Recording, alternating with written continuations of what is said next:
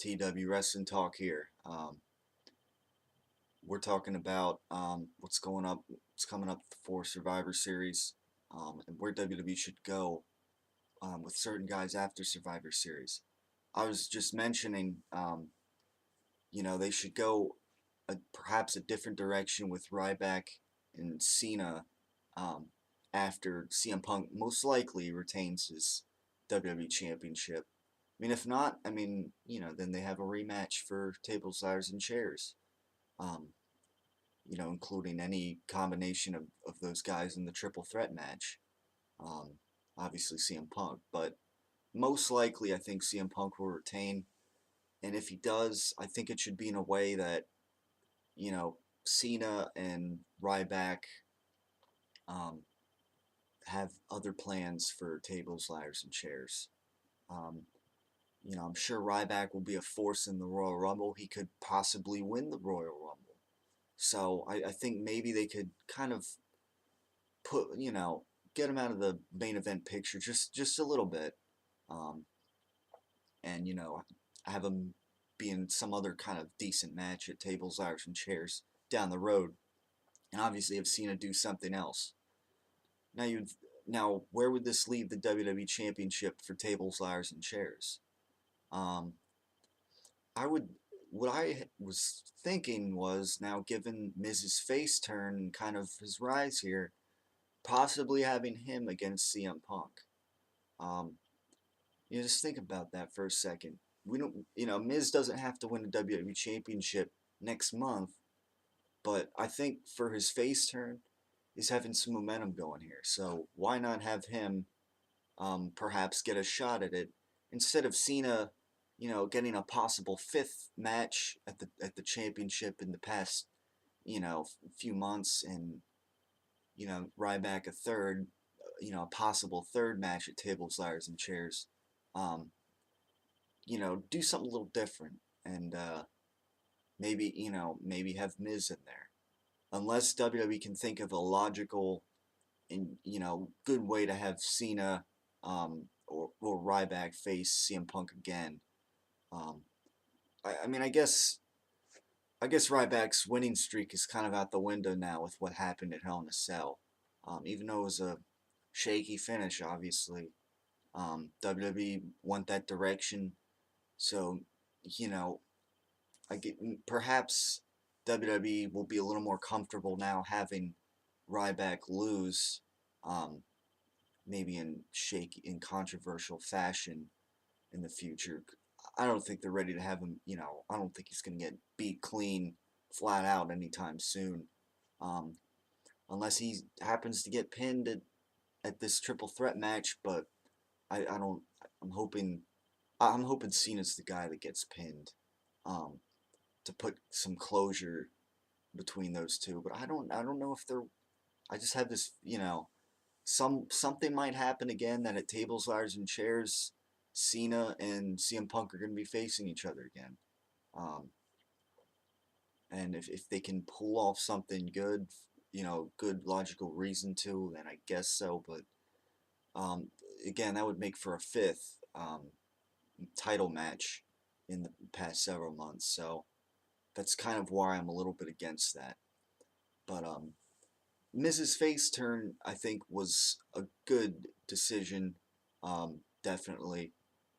I, you know, I, that's, I guess we could, that's why we can infer why that's, The Miz on the cover of Survivor Series. I think we can predict now that he's going to do something big. Um, that he's going to be like maybe the key to victory here. Um, in this Team Foley versus Team Ziggler match. Um, so that was, I think, turning him face the way they did, I think, was a good move. Mrs. Heel character was just way too stale. I really couldn't. As a heel, he just was not. He had no oomph as a heel. He was kind of just another, uh, you know, not a good kind of heel. Not a, kind of heel that I think WWE needs. Guys like Big Show. Not because of how his size, but just his attitude and his drive as a heel. So yeah, I mean, I think the Miz heel turn was overdue in some respects. Um, and I think it should bring some hopefully some better things for the Miz. I'm a little excited about Miz turning heel or turning face. Um, I think like as I was saying, a possible WWE Championship match would be new. Between Miz and CM Punk, that would be something new. Um, Having Miz at a face at this stage of the game is something new already, and I think they need a new you know upper card face, and perhaps he can be that guy. Um, so we'll see how he does in the near future with that.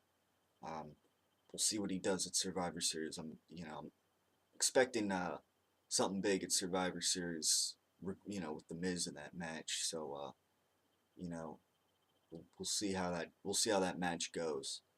Um, all right, next, I have a question. What joke was funnier this past week on or no last week on Raw?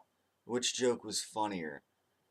Dolph Ziggler's joking on AJ with Cena, or John Cena's joke about how he can't learn any more wrestling moves. Um, okay, Ziggler's jokes. Well, last week in this past week, yeah, his jokes have been funny. Just his execution um, was good on both occasions. On his jokes on AJ. Uh, Cena's joke, on the other hand, I mean, that was his joke about him, only having 4 or 5 wrestling moves or whatever was pathetic.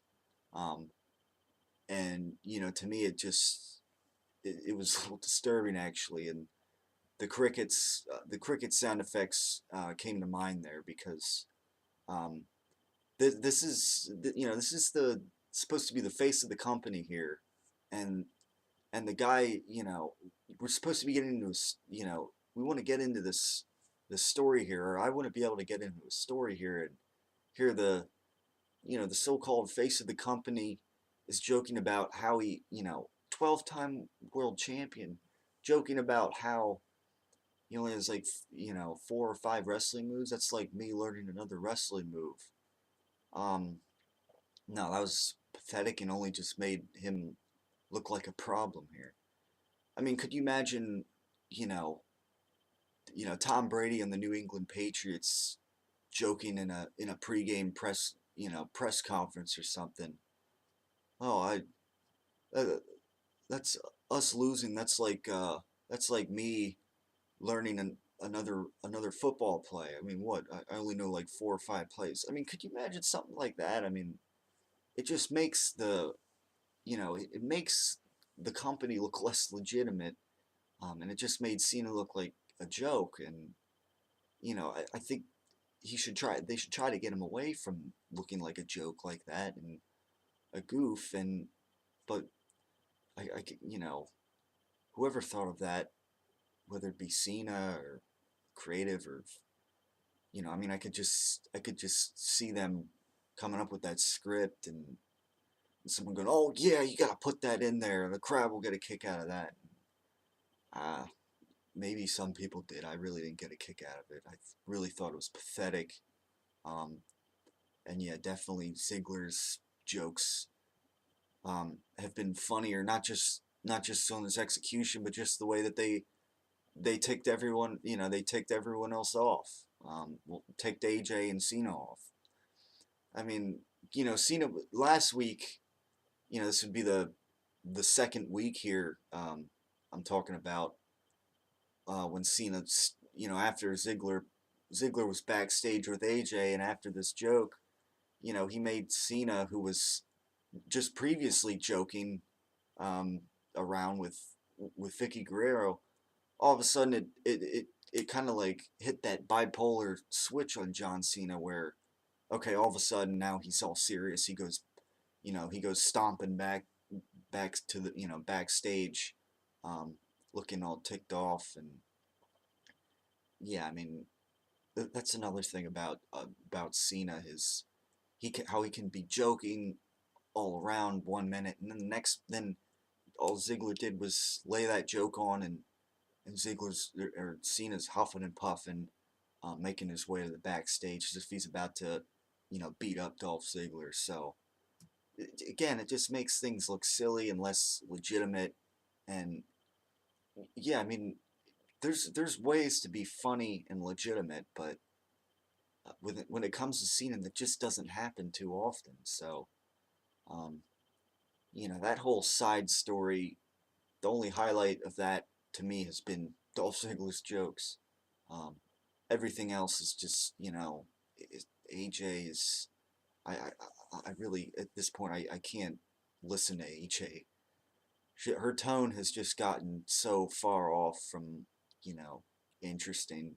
It's gotten really cheesy and corny, and this little story here is kind of just bringing out some of the worst in these characters. So not necessarily Vicky Guerrero. That's how Vicky Guerrero always is. But Cena and AJ, it's not bringing out some good material out of them. That's for sure.